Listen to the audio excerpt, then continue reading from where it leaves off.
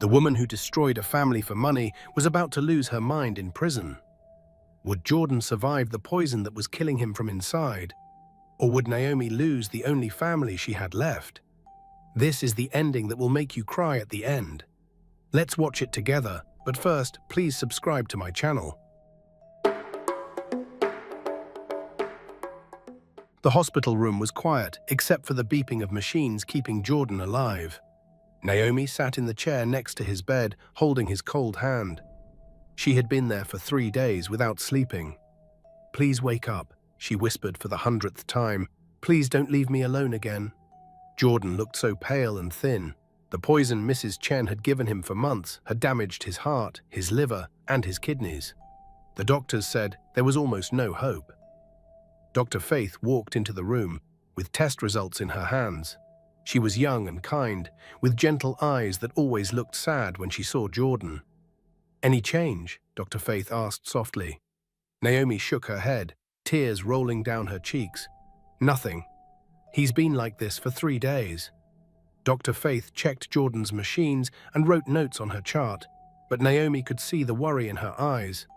"Doctor, please tell me the truth. Is my brother going to die?" Dr. Faith sat down next to Naomi. "The poison Mrs. Chen used is very rare. We're still trying to find an antidote, but—" She paused. "Naomi, Jordan's organs are very damaged. Even if we find the right medicine, we don't know if his body can recover." "How long has she been giving him poison?" "From the tests, it looks like months, maybe even a year. She was killing him slowly." Naomi felt angry and heartbroken at the same time. That evil woman. She took everything from us. Our parents, our childhood, and now she's taking Jordan too. Dr. Faith touched Naomi's shoulder. "Don't give up hope. Sometimes, love can work miracles." After Dr. Faith left, Naomi looked at her brother's peaceful face. "Jordan, I know you can hear me. I need you to fight. I spent 18 years thinking you were dead. I can't lose you again now that I found you." But Jordan didn't move. While Jordan was fighting for his life, Naomi had another battle to fight. She had to save his business from the people Mrs. Chen had placed there to steal money. Even though Naomi had never been to school properly, she was smart. She could see things others missed. Living on the streets had taught her how to read people and spot lies. She walked into Jordan's big office building wearing simple clothes. The fancy employees looked at her like she didn't belong there. "Excuse me," said a man in an expensive suit. "This is a private building. Are you lost?" "I'm Naomi Chen, Jordan's sister. I'm here to run his business while he recovers." The man laughed. "You? Run this company? Do you even know how to read?" Naomi looked him straight in the eyes. "I know how to read people, and I can read that you're one of Mrs. Chen's friends who's been stealing from my brother." The man's face went white. Over the next few days, Naomi discovered that Mrs. Chen had placed 5 of her friends in important jobs at Jordan's company. They had been stealing money and making bad deals that hurt the business. But there was one honest person, a clerk named Michelle, who had been trying to report the stealing for months. No one had listened to him because he was just a low-level employee. "Miss Naomi," Michelle said nervously, "I have proof of everything they've been doing. But I was scared to speak up because Mrs. Chen threatened to fire me." Naomi looked through Michelle's files. He had been keeping records of every theft, every bad deal, every lie. He was smart, honest, and brave. "Michelle, from now on, you're my assistant. We're going to clean up this company together." Michelle smiled for the first time in months. "Really? You trust me?" "I trust people who do the right thing even when it's hard." Working together, Naomi and Michelle fired all of Mrs. Chen's friends and recovered most of the stolen money. The company started making profit again, and slowly, Naomi and Michelle started to care about each other. He admired her strength and intelligence. She appreciated his honesty and kindness. Meanwhile, in the women's prison across the city, Mrs. Chen sat in her small cell. She had been sentenced to life in prison for murdering Jordan's parents and Esther, and for trying to murder Jordan. The prison guards told her she had a visitor. Mrs. Chen thought maybe it was a lawyer who could help her get out of prison. But when she walked into the visiting room, she saw Naomi. Mrs. Chen sat down across from her victim, separated by thick glass. She had to talk through a phone. "Naomi," Mrs. Chen said, "I knew you would come." I came to ask you one question. Why? Why did you destroy our family? Mrs. Chen's eyes were cold and empty. Because I deserved better. I worked for your parents for years and they treated me like a servant. You were a servant. That was your job. I should have been family. I should have been rich. I gave them the best years of my life. Naomi stared at this woman who had caused so much pain. You killed our parents. You lied to Jordan for 18 years. You poisoned him. You destroyed Esther. And for what? Money? Money is everything, Mrs. Chen said. Without money, you're nothing. Look at you. You lived on the streets like an animal. I lived on the streets, but I never killed anyone. I was poor, but I was never evil. Mrs. Chen leaned forward. How is Jordan? Is he dead yet? Naomi felt sick. This woman had no heart at all. He's fighting for his life, because of you. Good, if I can't have his money, then no one should. Naomi stood up to leave. You know what the saddest part is? You had everything you needed. A job, a home, people who trusted you, but your greed destroyed it all. Now you have nothing, and you'll die with nothing. Wait, Mrs. Chen called out. I'm sorry, I made mistakes. Naomi turned back. Now you're sorry? After our parents are dead? After Jordan is dying? After Esther is gone? It's too late for sorry. Please, help me get out of here. I'll give you everything. You have nothing left to give. And even if you did, I wouldn't take it, because I'm nothing like you. Naomi walked away, leaving Mrs. Chen alone with her guilt and regret. Back at the hospital, Jordan had been in a coma for 2 weeks. The doctors had tried everything, but nothing worked. Dr. Faith spent extra time with him every day, checking his progress and talking to him even though he couldn't respond. I don't understand, Dr. Faith told her supervisor. His body should be responding to treatment by now. Sometimes, the older doctor said sadly, the damage is just too much. That night, Naomi sat beside Jordan's bed, more tired and sad than she had ever been. Jordan, I don't know what to do anymore.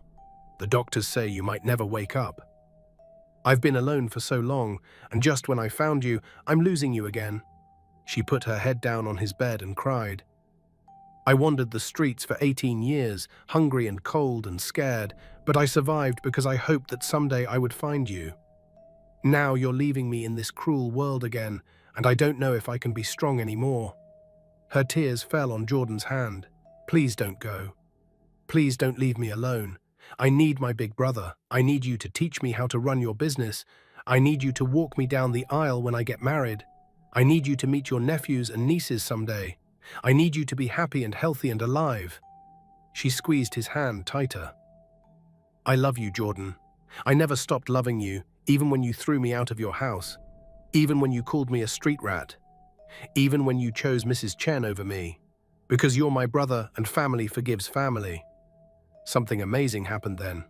Jordan's fingers moved. At first, Naomi thought she imagined it, but then his fingers squeezed her hand back. Jordan, she screamed. Nurse, doctor, he's waking up. Dr. Faith came running into the room just as Jordan's eyes slowly opened. Naomi, Jordan whispered, his voice weak and scratchy. I'm here. I'm right here. Are you real, or am I dreaming? I'm real, and I'm never leaving you again. Dr. Faith checked Jordan's eyes with a flashlight. His pupils responded normally. She checked his heart rate and blood pressure. Everything was improving. This is impossible, she whispered. His organs were shutting down yesterday. Today they're healing.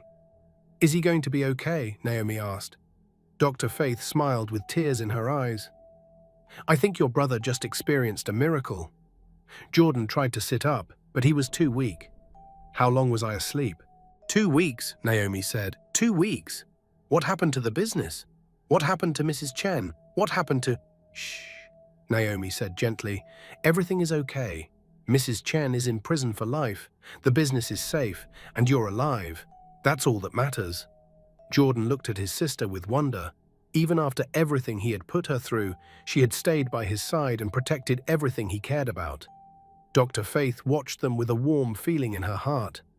She had taken care of many patients, but she had never seen love like this between siblings. Over the next month, Jordan slowly got stronger. Dr. Faith was with him every day, helping him walk, eat, and regain his strength. And every day, Jordan looked forward to seeing her kind smile and gentle hands. "Dr. Faith," Jordan said one afternoon, "can I ask you something personal?" "Of course."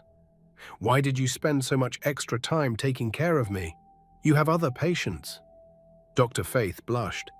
Because I wanted you to get better." "Just professionally?" She looked down. "No, not just professionally." Jordan smiled. "Good, because I was hoping you might want to have dinner with me when I get out of the hospital." "I would love that." Finally, the day came for Jordan to leave the hospital. Dr. Faith had signed his discharge papers, and Naomi was helping him pack his things. "I can't wait to go home and sleep in my own bed," Jordan said. "Actually," Naomi said with a mysterious smile, "there's something you need to see first." "What?" "It's a surprise, but we need to go outside." Jordan was confused, but he trusted his sister. They walked to the hospital elevator and went down to the main floor. When the elevator doors opened, Jordan couldn't believe what he saw. The entire hospital lobby was packed with people, hundreds and hundreds of people, all holding signs and flowers and balloons. When they saw Jordan, they all started cheering and clapping. "Welcome home, Mr. Jordan." "Thank you for saving us." "God bless you and Miss Naomi." Jordan was completely confused. "Naomi, who are all these people?" Naomi's eyes filled with happy tears. "These are the people I helped with your $2 million. A little girl ran up to Jordan and hugged his legs. "Mr. Jordan, Miss Naomi gave my family a house. Now I don't have to sleep outside anymore." An old man shook Jordan's hand. "Miss Naomi used your money to start a shelter for old people like me. She saved my life." A woman with 3 children said, "Miss Naomi helped me start a small business selling food. Now I can feed my children every day." Jordan looked around at all these faces. People who had been homeless, hungry, forgotten. People just like his sister had been. "Naomi," he whispered, "what did you do?" "I did what you would have done if you knew the truth. I helped people who needed it." Jordan felt overwhelmed with emotion. While he had been angry at his sister for stealing his money, she had been using it to save lives. While he had been calling her a thief, she had been acting like an angel. "You're amazing," he told her. "I'm so proud to be your brother." The crowd stayed until Jordan and Naomi got in their car. As they drove away, people were still waving and cheering. "Jordan," Naomi said, "there's something else." "What now?" "Michel, the clerk who helped me with the business. He asked me to marry him." Jordan smiled. "And?" "I said yes, but only if you approve. You're my family and your opinion matters to me. If he makes you happy and treats you well, then I approve completely." "He does. He's kind and honest and smart. He reminds me of you." Jordan laughed. "Well, if he reminds you of me, he must be pretty great." 6 months later, the most beautiful double wedding in Lagos took place. Jordan married Dr. Faith, and Naomi married Michelle. They had the ceremony at the same hotel where Jordan's first wedding was supposed to happen. But this time, it was filled with love instead of lies. The church was packed with people from all walks of life. Rich business partners sat next to former homeless people. Doctors sat next to street vendors. Everyone who had been touched by Jordan and Naomi's story was there to celebrate. When it was time for the brides to walk down the aisle, something special happened. Jordan walked Naomi down the aisle first, giving her away to Michelle. Then Naomi walked Jordan down the aisle, giving him away to Dr. Faith. "Today," the priest said, "we're not just witnessing 2 weddings. We're witnessing the power of forgiveness, the strength of love, and the miracle of family." After the ceremony, Jordan and Naomi took a moment alone together. "I have something for you," Jordan said. He handed her a legal document. "What is this?" "It's the papers making you my equal partner in everything. The business, the houses, the investments. Everything our parents left us, we'll share equally." "Jordan, I don't need." "Yes, you do. Not because you want money, but because it's right. We're family, real family, and family shares everything." Naomi hugged her brother tightly. "I love you." "I love you too." Later that evening, Jordan and Naomi drove to the cemetery where their parents were buried. They were still in their wedding clothes, but they wanted to share this moment with their mother and father. They knelt down in front of the gravestone that read, "Beloved parents, taken too soon." "Mama, Papa," Naomi said softly. "We found each other again." "We know the truth now," Jordan added. "We know how much you loved us, and we know you're proud of us." "Mrs. Chen tried to destroy our family," Naomi continued, "but love is stronger than hate, truth is stronger than lies, and family is stronger than money." Jordan placed flowers on their parents' grave. "We promise to take care of each other. We promise to help people who need it, and we promise to never let anyone tear us apart again." As they stood to leave, Naomi took Jordan's hand. "Do you ever think about Esther?" she asked. "Every day. She saved my life, and I'll never forget that. She chose love over money at the end. That took courage." "Yes, it did. That's why we built the memorial for her, so people remember that it's never too late to choose love." They walked back to their car, ready to start their new lives as a complete family. Meanwhile, in the prison psychiatric ward, Mrs. Chen sat rocking back and forth in her small white room. The doctors said she had lost her mind from guilt and regret. "I deserve the money," she mumbled to herself. "I worked for it. I planned for it. Where is my money?" A prison guard walked by her cell. "Mrs. Chen, you have no money. You have nothing." "No," she screamed. "I'm rich. I'm important. I have everything." But when she looked around, all she saw were white walls and a small bed.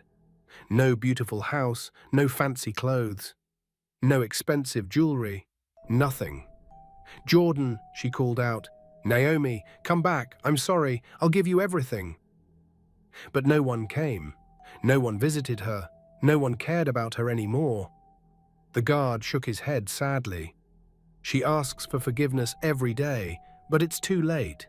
She destroyed too many lives." Mrs. Chen spent her days crying and begging for forgiveness from people who weren't there. She had traded love for greed, family for money, and peace for power. Now she had nothing but memories of the pain she had caused.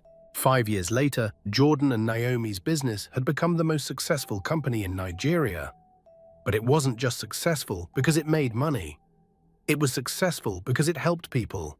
They hired former homeless people and taught them job skills. They built shelters and schools and hospitals. They made sure no child in their city went hungry or cold. Jordan and DeFaith had 2 beautiful children who called Naomi aunt and loved her like a second mother.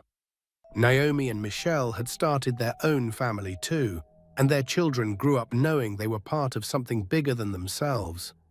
Every year on the anniversary of their parents' death, the whole family visited the cemetery together. They told stories about love conquering hate, about truth defeating lies, and about family being stronger than anything. And in the prison, Mrs. Chen still sat alone, asking for forgiveness that would never come, surrounded by the emptiness that greed had brought her. The street girl who crashed a wedding to steal food had found something more valuable than money. She had found her family, and family, as it turned out, was worth everything. Sometimes the person who seems to have nothing has everything that matters. Sometimes the person who seems to have everything has nothing at all. This is the story of Naomi and Jordan, proof that love always finds a way, family never gives up, and miracles happen when hearts choose forgiveness over revenge. Comment below. Family forever, if this story touched your heart. And don't forget to subscribe for more emotional stories that will make you believe in the power of love.